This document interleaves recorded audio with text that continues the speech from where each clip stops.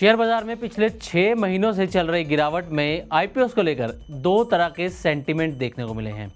एक तरफ main board कंपनियां आईपीओ लाने से कतरा रही हैं, तो वहीं दूसरी तरफ गिरावट की परवाह किए बिना एसएमई कंपनियां लगातार आईपीओस ला रही हैं।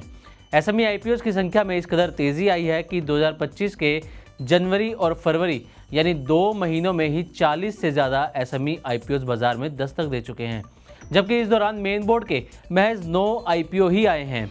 इसी तरह एसएमई आईपीओस में रिटेल एप्लीकेशंस की संख्या में भी तूफानी तेजी देखने को मिली है। ये दिखाता है कि एसएमई आईपीओस में इन्वेस्टर्स का इंटरेस्ट काफ़ी बड़ा है, खासकर रिटेल इन्वेस्टर्स का।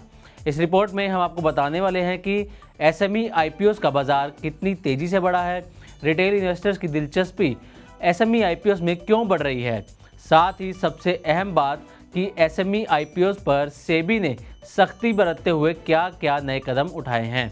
तो हमारे साथ इस वीडियो में आखिर तक बने रहिएगा।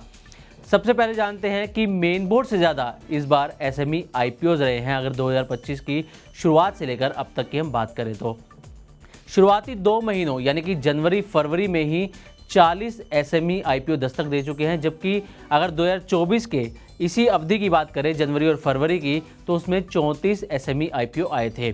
अब मेन बोर्ड आईपीओ की बात करें तो जनवरी फरवरी 2025 यानी इसी साल के शुरुआती 2 महीनों में महज 9 मेन बोर्ड आईपीओ आए हैं, जबकि पिछले साल यानी 2024 के जनवरी फरवरी में 25 मेन बोर्ड आईपीओ आए थे। इसमें 16 आईपीओ तक की कमी आई है इस बार, क्योंकि मार्केट में गिरावट है तो कंपनियां आईपीओ लाने से कतरा रही हैं। मार्च 2025 में अब तक यानी कि इस महीने में अब तक 10 से 12 एसएमई आईपीओ आ चुके हैं, जबकि मेन बोर्ड का एक भी आईपीओ मार्केट में अभी तक नहीं आया है। अब ये भी जान लेते हैं कि एसएमई आईपीओ में किस कदर एप्लीकेशंस जो हैं बढ़ रही हैं, खासकर रिटेल इन्वेस्टर्स की। 2020 में एक एसएमई आईपीओ के लिए 297 रिटेल इन्वेस्टर्स के आवेदन आते थे, यानी कि एक एसएमई आईपीओ होता था और उसके लिए 297 यानी कि 297 रिटेल इन्वेस्टर्स की एप्लीकेशंस आती थी। लेकिन महज 4 साल में यानी कि 2024 में रिटेल इन्वेस्टर्स के आवेदन बढ़कर 1.88 लाख हो गए हैं।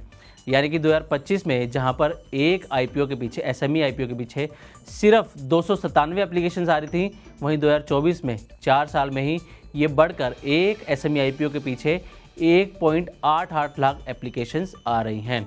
कुछ साल पहले तक लिस्टिंग पर 1% तक का लाभ होता था एसएमई आईपीओस पर, लेकिन अब इस पर लिस्टिंग गेन भी काफ़ी बढ़ चुका है और 40%, 50%, 60% तक के भी लिस्टिंग गेन मिल रहा है। इसी वजह से रिटेल इन्वेस्टर्स को इसमें पैसा लगाना अच्छा लग रहा है। बीएसई एसएमई आईपीओ इंडेक्स 2024 में 2.5 गुना बढ़ा है, वहीं बीएसई आईपीओ इंडेक्स 32% तक बढ़ा है। अब जानते हैं कि एसएमई आईपीओ से कितनी रकम अब तक जुटाई गई है। पहले 2024 की बात करते हैं तो 2024 में 240 एसएमई कंपनियों ने आईपीओस के जरिए 8,700 करोड़ रुपए से ज़्यादा की रकम जुटाई थी। वहीं 2023 में एसएमई आईपीओस के जरिए एसएमई कंपनियों ने 4,686 करोड़ रुपए जुटाए थे। यानी कि एक साल के भीतर ही 2024 में देखा जाए तो इसकी रकम में करीब करीब 2 गुने का फ़र्क आ चुका है। अब प्राइम डेटाबेस के मैनेजिंग डायरेक्टर प्रणव हल्दिया ने इस पर क्या कहा है, ये भी आपको बता देते हैं।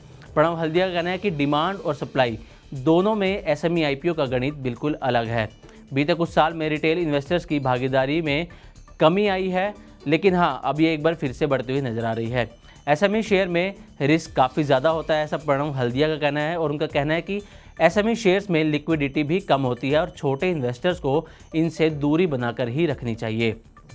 अब ये जानते हैं कि सेबी ने जो नियम सख्त किए हैं उसके बाद कौन सी एसएमई कंपनियां आईपीओ ला सकती हैं। वो कंपनियां जिन्होंने बीते 3 फाइनेंशियल ईयर में कम से कम 2 साल 1 करोड़ या उससे ज़्यादा का एबिटा दर्ज किया हो, बिक्री करने वाले शेयरधारकों का ओएफएस हिस्सा 20% से ज़्यादा ना हो, कोई भी शेयरधारक मौजूदा हिस्सेदारी का अधिकतम 50% हिस्सा ही बेच सकता है। ये सेबी ने नए नियम लाई है, जो नियमों में बदलाव किए हैं वो हम आपको बता रहे हैं। दूसरी तरफ नॉन इंस्टीट्यूशनल इन्वेस्टर्स यानी कि एनआईआईस के लिए आवंटन पद्धति को मेन बोर्ड आईपीओ की तरह ही लागू किया जाएगा। सेबी के अनुसार एसएमई आईपीओ में एप्लीकेशन का न्यूनतम साइज 2 लोट तय किया गया है, ताकि बेवजह की अटकलों को खत्म किया जा सके। एसएमई कंपनियों को मेन बोर्ड में लिस्ट कंपनियों की तरह रिलेटेड पार्टी ट्रांजैक्शन नियमों का भी पालन करना होगा। ये सेबी के नए नियम है जो हमने आपको भी बताए हैं। तो ये थी एसएमई आईपीओस में रिटेल इन्वेस्टर्स की बढ़ती दिलचस्पी और सेबी की तरफ से सख्त किए गए नियमों पर हमारी ये रिपोर्ट। उम्मीद करते हैं कि हमारी ये रिपोर्ट आपको पसंद आई होगी। इसी तरह की और भी वीडियोस के लिए देखते रहें मनी 9 और सब्सक्राइब करें हमारा चैनल।